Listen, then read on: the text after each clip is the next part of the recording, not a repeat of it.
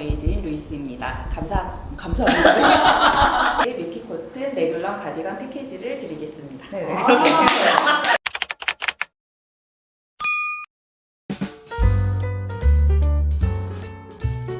안녕하세요. 세계의 행복을 함께하는 유튜브 채널 루이스 공방을 운영하고 브랜드 얀에서 양스타 작가로 활동 중인 행복한 니터 메이드 인 루이스입니다.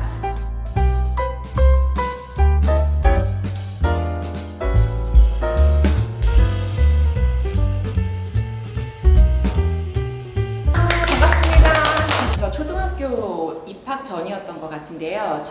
제가 사는 동네에서 수출용 니트를 뜨는 부업을 했어요. 근데 저희 엄마도 같이 하셨었거든요. 그래서 제 어릴 적 기억에는 엄마가 항상 뜨개를 하는 모습을 바라보고 자란 것 같아요. 그래서 옆에서 제가 놀잇감으로 엄마가 이제 남은 실을 타래 같은 걸 주시면 그걸 바늘로 이렇게 놀이를 했었는데, 그런 뜨개 조기 교육 때문에 제가 학창 시절에 이제 목도리 정도 뜨는 정도의 수준이 있었죠. 그런데 본격적으로 제가 시작하게 된 계기는 저희 아이가 이제 유치원에 들어가면서 유치원에서 이제 좀 덩치가 컸어요. 아이가 이제 또래보다 등치가 크다 보니까 이제 맞는 원복이 나중에는 없어가지고 별도로 이제 주문을 하는 그 수준이 돼버려서 가디건을 그럼 제가 떠줘야 되겠다라는 생각이 들더라고요. 그래서 그때 처음으로 아이 옷을 뜨면서 뜨개를 본격적으로 시작하게 된 것 같아요.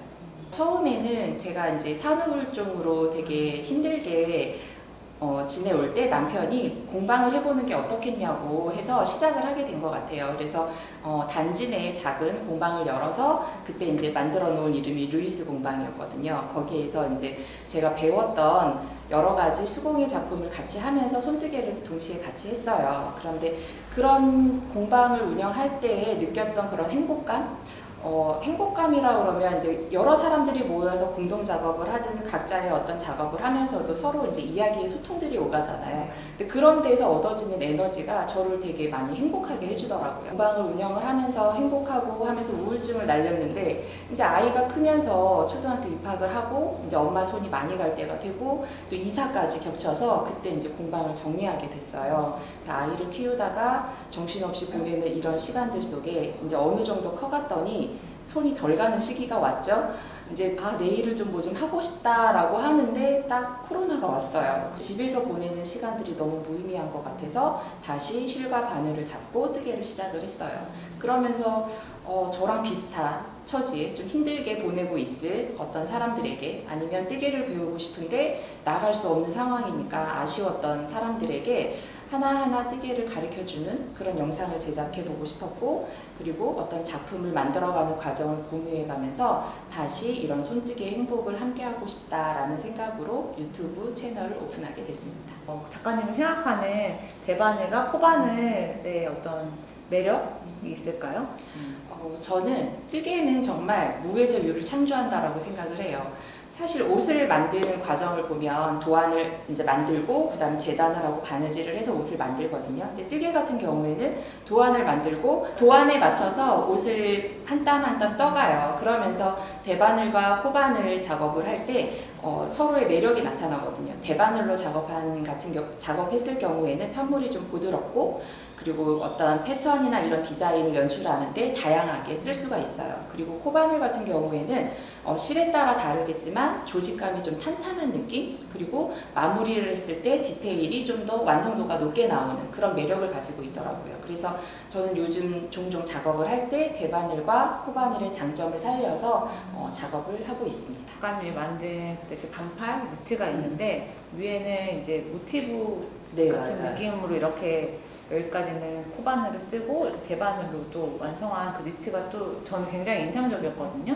그래서 그 코바늘과 대바늘의 어느 것 하나도 놓치지 않고 장점만을 가지고 와서 또 작가님만의 스타일로 재해석하는 그런 작품들이 저는 좋은 것 같아요. 감사합니다. 네. 중요하게 생각하는 부분은 실용성인 것 같아요. 옷이던 모자던 뭐 어떤 액세서리를 이제 뜨개로 만들 경우에 제가 입고 착용하려고 하는 거잖아요. 관리가 편리하고 그리고 유행이 덜 타는 그런 디자인들로 제가 옷을 만들려고 하고 있거든요. 착용감이 좋은 실용적인 디자인을 하다 보니 어떻게 보면 제가 만든 디자인들이 좀 단순해 보이거나 그럴 수 있는데, 예술을 하는 사람이 아니고 편한 옷을 만드는 니터 작가이고 싶거든요. 그래서 그런 쪽으로 많이 선호를 하고 있습니다. 사담인데 제가 디자인을 할 때 이제 유행을 덜 타는 옷을 만들려고 하다 보니까 저희 남편의 도움을 많이 받았어요. 그러니까 남편의 사무실이 지난해까지 홍대 근처에 있었거든요. 그러면 사무실에서 이렇게 지나가는 사람들의 그 옷들을 많이 보나 봐요. 보고 와서는 옷이 어떻고 저쩌고 막 색상이 어떻고 무늬가 어떻고 이런 디자인을 자세하게 얘기를 해주거든요. 그러면 저는 그 당시 홍대를 가지 않아도 유행하는 스타일을 알 수가 있었죠. 그래서 그런 부분을 배제하고 디자인을 했습니다. 유행을 더 타야 되니까. 그래서 많이 도움을 줬고, 딸아이 같은 경우도 뭐 연예인이나 아니면은 뭐 자기가 입고 싶은 옷들의 사진들을 가지고 와서 떠달라고 하는 경우가 종종 있었어요. 그래서 그런 걸 또 똑같이 따라하면서도 제가 할 수 있는 디자인의 어떤 능력을 좀 향상시켜주지 않았나라는 생각이 듭니다. 가정에서 사랑을 많이 받고 또 남편분과 아이들이 엄마가 하는 일을 이렇게 지원해주고 응원을 해주고 있구나 이런 것들을 또 느끼게 되고 그렇기 때문에 좀 더 작업할 때 능률적으로 효율적으로 또 작업도 하실 것 같다는 또 생각이 듭니다. 네. 저희 아들 얘기를 아들이네요. 아들이 섭섭해요. 네, 아들들. 네.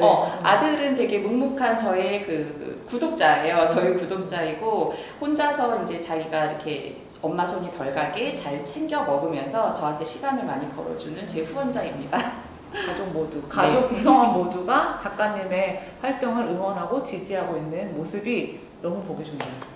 가족분들께 박수 한번. 자, 뜨개를 시작하고 나서 가장 큰 사고 아니면 나 이런 실수 이런 것들을 경험해 본 적이 있으신가요? 네. 한 두 가지 정도가 떠오르는데 첫 번째 에피소드는 제가 이제 처음 제 옷을 앙고라사라는 고가의 실을 제가 구입을 해서 처음 떴어요. 근데 너무 이쁘게 나왔는데 이 실은 특유의 냄새를 가지고 있잖아요. 그래서 이 냄새를 없애고 입어야 되겠다라는 생각에 제가 이제 손 세탁을 하려고 했는데 겨울이라서 너무 추웠던 거예요. 그래서 따뜻한 물을 받아놓고 거기에 향이 좋은 세제를 푼 다음에 이 아이를 딱 담가놨죠. 이 향이 배라고. 네. 정말 최악의 조건의 상태에 제가 그 비싼 옷을 딱 넣어놓고서 담가놓고 그 다음날 봤더니 옷이 반으로 줄어있더라고요. 그래서 그 옷은 안타깝게도 그냥 그 수명 거기까지인가 보다 그래서 더 이상 입지를 못했던 기억이 있고, 두 번째는 이제 온라인으로 실을 구매해서 집에서 옷을 작업할 때였는데 제가 가을에 입으려고 베스트 가디건을 작업을 할 때였거든요. 근데 뜨다 보니 지금처럼 그때는 손이 빠르지가 않았어요. 그래서 뜨다 보니까 날씨가 추워지길래 긴팔로 바꿔야 되겠다. 그래서 추가로 같은 색 실을 주문을 했습니다. 예. 문제가 생기죠. 네. 이제 추가 주문을 하면서 같은 색 실을 주문했지만 다 떠놓고 팔을 달아놨더니 팔하고 몸판하고 색깔이 다르더라고요. 제가 실수한 부분 바로 로트 번호였어요. 이 로트 번호가 맞아야지 같은 색 실도 똑같이 염색이 된다는 걸 그때 알았죠. 그래서 그 다음부터는 제가 실을 살 때 좀 더 여유 있게 사는 버릇이 생겼습니다. 봄, 가을에 많이 입고 다니기도 하고요. 그래서 추후에 오픈한 남자 가디건도 세트로 해서 남편하고 자주 입는 편입니다. 그래서 저희 남편 얘기를 또 하게 되는데 제가 이제 커플로 많이 입고 다니다 보니까 제가 주말에 이제 미사를 드리러 갈 때 그 가디건을 딱 입고 있으면 남편이 이렇게 입으려고 했던 옷을 내려놓고 다시 그 가디건을 찾아와서 같이 세트를 맞춰주거든요. 남편분이 엄청 사랑이 막 샘솟는 가정인 것 같아요. 대바늘 작품들을 뜨면 굉장히 시간이 오래 걸리는 편인데요. 다른 작품들에 비해서.